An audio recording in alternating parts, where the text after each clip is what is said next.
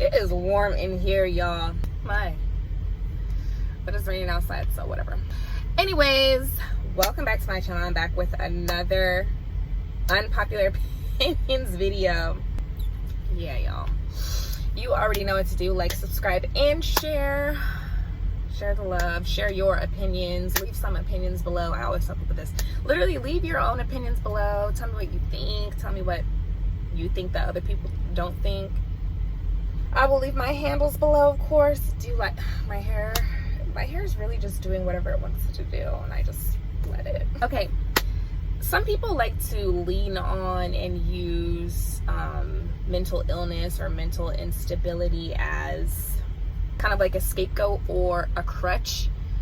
And I do believe that there are people who have, you know, certain chemical imbalances and they're not able to process their feelings or their emotions, and they're not really able to, you know, deal with their issues. But I also think that there are people who use things like anxiety and depression as like weapons, or because they live in a constant state of a victim mentality, and it makes it like less believable to me. I also feel like these mental illnesses are passed down through generations. I feel like it gets passed down until somebody does the work and breaks the generational curse. I also feel like the food that we eat and the things that we intake fuel these mental illnesses. I also think that the vaccines and the shots have something to do with it too. Men are providers, but I feel like for a lot of them there's like stipulations. There's you know, conditions. In my experience, a man has to be like all the way up already when you meet him, or just be like a really sweet, giving, loving man until he is. A lot of the treatment that we received, especially as Black kids, was actually really traumatic, like traumatizing. And then we'll make like videos, make jokes, make spoofs about it. But really, are we laughing to hide our pain? Like, really think about it. Why are our parents being so mean and aggressive towards us? I'm 5 years old. And then they're like, oh, well, they went through it. Yeah, and it was terrible. It was awful. Why would you want your child to go through that? It literally is like the beatings and the abuse and all that was given to ancestors from slavery, and then you guys turned it into... No. Cheating is not just physical. Okay, I don't know about men, but I know a lot of women have a fear of like holding a man down or building him up while he's, you know, not where he wants to be yet, because they feel like they are going to get left. I read, and I really agree with women getting with men who have built themselves up to a level that they respect.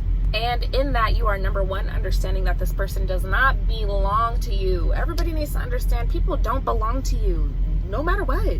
Two, you are open and vulnerable enough to love without expectations and limitations. So even if this relationship, even if the experience doesn't turn out the way that you hoped it would, you are still happy with the experience.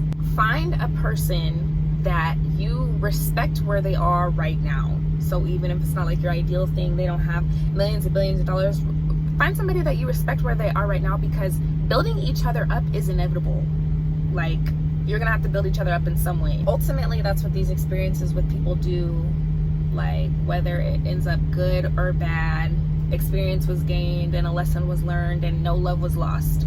I'm kind of convinced that these guys who speak about the single moms and not having a high value man, I think that, you know, those memes that they'll make, or how they talk about how women denied the good guy when they were in school because they wanted to go out with a thug or a bad boy, and then they went and got pregnant by them, and now they want to be with the nice guy because he's rich and doing his thing. I think that that's who they think that these single moms are, because that's the only way things could have ever happened. It's really getting weird out here. A lot of the things that these celebrities and rappers sing and rap about do not even apply to them. And then people as consumers just be out here just eating that shit up, ready to die and kill for these people that you have never met and you will never meet, and they don't really care about you. I personally do not really believe all these major weather crises are happening. I don't think that the climate is in danger because of us humans. They don't really make sense. Let's go back to what is it, 2019, 2020. They said that the rainforest was on fire. The rainforest was on fire. Now Canada is on fire. How often does Canada see wildfires? I really would like to, I'm really asking, how often do they see wildfires? And why weren't we seeing pictures of Canada skies? And what about the other areas by New York? What's by New York? Like Vermont, New Hampshire. Weren't the fires in like Quebec area and like Ottawa or something like that? Like, wouldn't all those states kind of see why was it just New York in particular? It just wasn't making any sense to me. There was also a video of a helicopter dropping fire. And people are like, this is a technique used to prevent the wildfires from spreading. What? Really think about it, that makes sense. So you drop the controlled fire. Does the controlled fire know that it's employed now? It has a job to do. So when it drops down on the ground, it's just gonna stay in one spot to keep the other fire from spreading, even though fire spreads regardless? Really think about that. You guys are arguing global warming and we're killing the planet. First of all, how dare you? How arrogant are y'all to think that you have that much power over Mother Earth? She can literally decide that she doesn't want any of us here anymore tomorrow and knock all this shit over. How arrogant are you to think that you have that much power?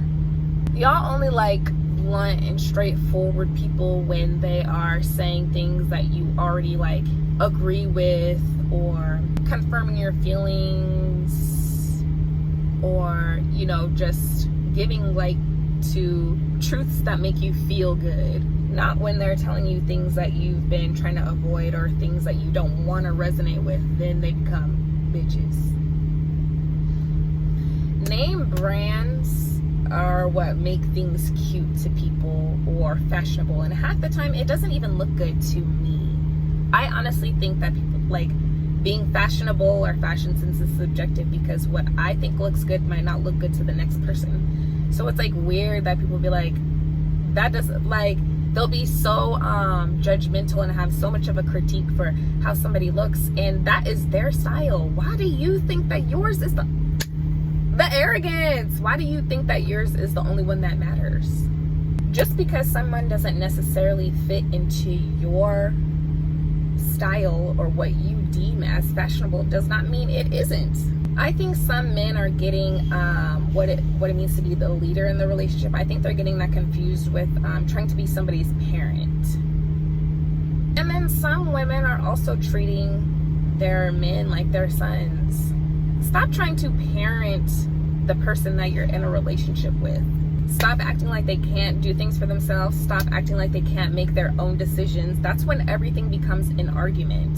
That's why men feel like they keep getting met with these non-submissive women, and women keep getting described as, you know, being nagging and complaining and bitching all the time because you sound like somebody's mom and then you're trying to be her dad. Stop. I like using phrases in my experience or in my opinion, because that's exactly what it is. People will have their experiences, their opinions, and then go use it as a blanket statement for every single thing after that and spew it out like it's law. And it's just, that's your opinion, that's your experience. Ladies, we gotta stop calling men sassy every single time they speak their piece. Like, for real. I get that some men are like weird and they'll argue with a female before they'll even say anything to a man, but some of y'all are OD. Like, you'll get into it with them, you'll start the problem, and then they'll retaliate, or they'll have something in return, and then all of a sudden they're sassy. How are you gonna start with him and call him sassy when he finishes it? What are y'all talking about? Male culture, the patriarchy, is lonely and isolating. You guys have created a space for yourself that's, you know, hard and tough on the outside but mushy on the inside for the sake of not looking weak. and then you go around and slap being logical on it. And then you guys will go around and look at women who choose themselves in a life of happiness. You'll project your fear of being alone forever on us, while you go around sticking and poking every and anything you see to validate your manhood. And then this toxic ideology and hyper individualism gives you guys this thought that you aren't supposed to express anything or feel anything because nobody cares. What? I've said this before and I will say it again. I do not think that women are more emotional and men are more logical. No. I actually made a video about it on TikTok, and men were commenting in a slightly emotional tone, I might say, about how they had negative experiences with women who didn't let them express their emotions and didn't care about them or had more important things to do. Something like that. Someone used an example and said, I'm being logical because I'm thinking about us and she's just thinking about her. I don't think that that's logic. I think that you are involved with somebody who doesn't care about you. I also think that women have instances where they're thinking about them and their partner just thinking about them. That can happen to anybody. That doesn't have anything to do with logic. I really think that men don't believe work is being done or logical decisions are being made unless they are the ones making them. So then they pretend and project and try to call it something else. I speak a lot about birthright and things being, ours because it's our birthright. Naturally, we shouldn't, things like food and water and all of that stuff. That is your birthright. Freedom is your birthright. Absolutely. I saw somebody tweet that you do have to work for things and you're not entitled to things just because you're here and because you're human, which I definitely agree with, because faith without work is dead. Then she used the example of stealing from somebody, like going and stealing somebody's apple because it's your birthright and you're entitled to it. Now, stealing stems from ego and insecurity and lack. If you have everything that you want in this life and you've gotten it, it's your birthright and it's yours and you're happy, there's a good chance you're not experiencing any of those things, so you won't feel that it's necessary to go steal from somebody. Argue with your mom. But yeah, that is all I have for this video today. Tell me what you guys think. Leave it below in the comments, of course. Always, the floor is open for your opinions, what you think. But you know what to do. Like, subscribe, and share.